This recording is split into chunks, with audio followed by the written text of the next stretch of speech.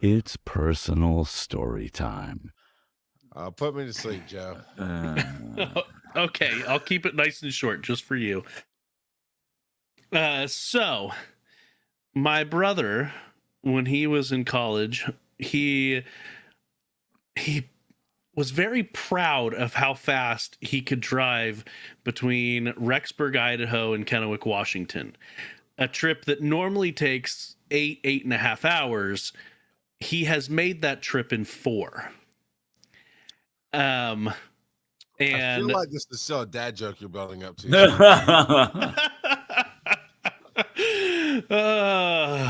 Yes, his wife says he's too fast. That's why they have kids. Like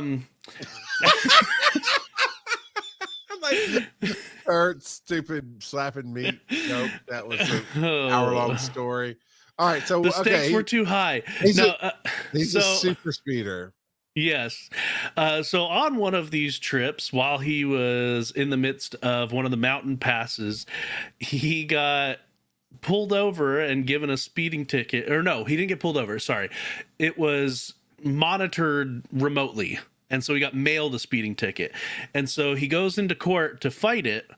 And at that time, he was in college and he was an auto mechanics major, and he had a Volkswagen diesel engine Jetta, and he had completely revamped it and converted it to a gas powered Jetta, and he had souped it up quite a bit, but it was still registered as a diesel engine vehicle.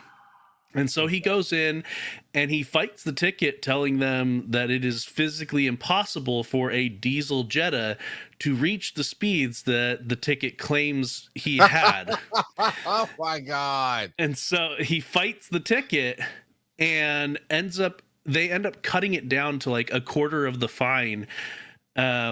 They didn't completely get rid of it, but they cut it down to a quarter of the fine, and it didn't stay on his permanent record, or didn't stay on his record. And so he considered that a huge win, and he used to tell that story quite a bit, about how he had swindled the man. Well, he didn't use those terms, but how he had gotten away with going. I want to say that he got clocked at 160. Holy cow! So, in a Jetta? Heavily modified Jetta, but yes, that's what he said. The story probably exaggerated over time, but that's what he would say, was that he was clocked at 160. He was going 60 and a 30.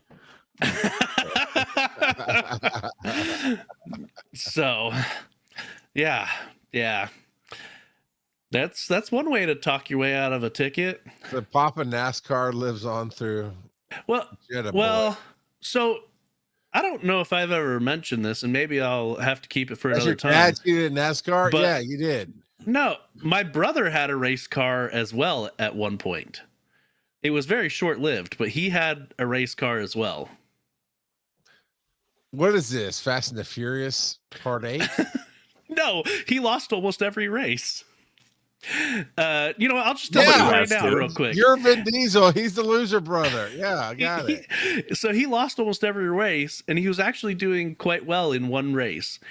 And they called his car the Tank, because it was just this big, bulky thing that he wasn't going to win.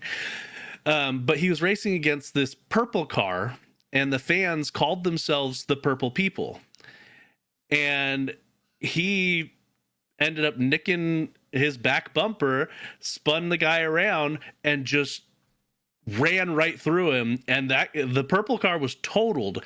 He finished the race. He didn't get first in the race. I think he got almost last in that race still, even though he started off good. But from then on, instead of being called the Tank, he was known as the Purple People Eater. Yeah. Wait a minute. So wait, what was his name? I mean, you don't have to give a last name, I suppose, but my brother? Yeah. Ken? I think I heard a story. No. About him. No.